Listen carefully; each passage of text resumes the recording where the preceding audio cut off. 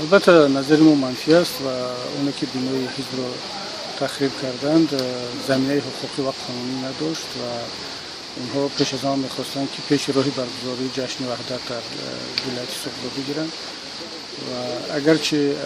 موفق شدند به اون که این جشن برگزار نشد، ولی از نگاه ما یک ضربه به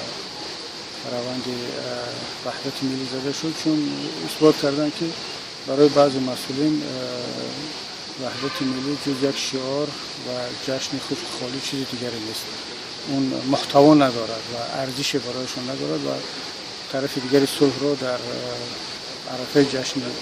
وحدت ملی میتوانند به این شکل تحقیر کنند و دفترش را خراب کنند. این هم استاد که فکر میکنه از قبل تحریزی شده بود یا که از اون سیناری که این عملی شد در همه جای عکس بود، در بدخشان، در کلاب و اخیراً در شهر خوزستان و حتی همین اسلوب رو در علیه حزب سوسیال دموکراتی هم قبلا استفاده بودن و وقتی دیدن که نسبت حزب سوسیال دموکراتی اون نتیجه رو دیگر تقریبا کار آنها رو فلج گردوند که دیگر نمیتوانند از اون جلسه برگزار کنند یا نشسته، عیناً هم اسلوب رو علیه حزب ما استفاده برده ایستادند، ولی به فکرم نتیجه نخواهد داد، چون که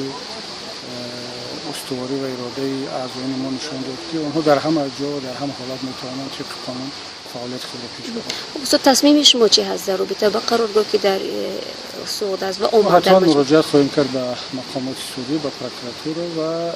پیگیری خواهیم کرد که اون جبران کرده شود و کسانی که غیر قانونی بینای ما را خراب کردن باید به جوابداری کشیده شوند، چون هیچ زمینه حقوقی نداشت و قانونگذاری هم معین کرده است که در صورت ضرورت این یا آن انشاءات یا مالکیت برای استفاده جمعیتی اون باید قبل از همه با توافق طرفین و جبران خسارات باید که بعد از آن برداشته شد.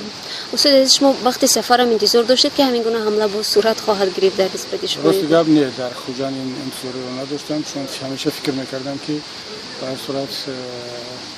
اونجا که از زمان جنگ شهروندی هم از این مبارزه ها در امین بود و این روحیه و حساسیت نبود. بعدا همیشه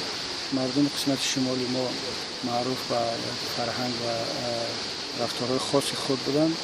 و تا امروز هم به این اعتقاد هستم و باور هم دارم که نه در بدخشان، نه در کلاب، نه در خوجان مردم هیچ عیبی ندارند و اونها با ما مشکلی ندارند. این دایره هستن که این کارها رو در همه جا تشکیل میکنن و امکان دارد که در جاهای دیگر هم تشکیل شود و برای ما نباید از مردم گیلمان باشیم یا از منطقه، بلکه ما از مقامات و از اشخاص الهیده گیلمند هستیم که و مردم تهمت میزنند و از نام مردم، از نام بدخشانی ها، کلابی ها، خوجندی ها و شاید فردا از نام ختلانی ها و دوشنبگی ها این کار را انجام دهند و همینطور آبروی مردم و ملت خودشون می‌ریزند. پس مثلا نیت شما رو برای سفر به دیگر منطقه ها برهم نزد همین گونه؟ نه، هیچگاه ما نیت ما رو برهم نزده است و من هر یک گوشه تاجیکستان رو وطن خود میدونم، خانه خود میدونم و حتما سفر خواهم کرد. اگر نیت ما رو دیگر میکرد حادثه بدخشان دیگر میکرد کلاب نمیرفتیم، اگر حادثه کلاب دیگر میکرد خوجان نمیرفتیم و حتما برنامه های داریم که دیگر منطقه ها رو هم زیارت خواهیم کرد. این یک روند طبیعی است و ما نباید از این رو افتاده باشیم. اگر از لحاظ سیاسی فکر کنیم در دیگر کشورها این حادثه ها رخ میدهند، از لحاظ عقیدتی و ارزشی اگر فکر کنیم در تاریخ اسلام هم پیامبران این گونه اذیت‌ها را کشیدند و ما هیچگاه از محمد صلی الله علیه و سلم بهتر نیستیم. وقتی به هم زدن هموطنانش سنگشب کردند، لطوکوب کردند، از وطنش بیرونش کردند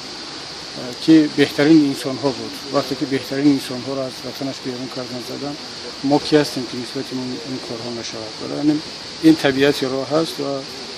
ما ادامه خواهیم داد. فقط یک چیز نگران میکند که جوانان را که عصبی میکنند، راه افتاده میکنند و اونها اعتماد رو به انتخابات و فعالیت حزبی از دست میدهند و شعارهای بعضی تندگرایان در اینجا محبوبیت پیدا میکند. اونها فریفته اونها میشن که میگن ببینید کبیری یا حزب نهضت فریفته انتخابات و دموکراسی و حقوق بنیادی شدن و عاقبت کارشون همین است، ولی باید که با راههای دیگر مبارزه بود و اینجا بیشتر هم بعد حادثه‌های عراق، سوریه و افغانستان رو پیش نظر میارن که تنها با همین راه میتوان علیه دیکتاتورها و قانونشکنی مبارزه بکنیم. البته بسیار اشتباه هست، هم حکومتداران اشتباه میکنن، همون جوانها و گروه‌های تندرو که جوانان رو به اون طرف میکشونن. یک سوال آخر، شما مربوط به انتخابات میدونید همه این تلاشایی که البته انتخابات تاثیر رسونده است و اونها میخوان پیش از انتخابات مخالفین رو ضعیف کنن، ولی فکر میکنم که برنامه وسیع‌تر از انتخابات هست و بعضی دورها شاید تصمیم گرفته باشن که دیگر در تاجیکستان باید اپوزیسیون قوی نباشد و یک حاکمیتی باشد و همه فقط اطاعت کنن و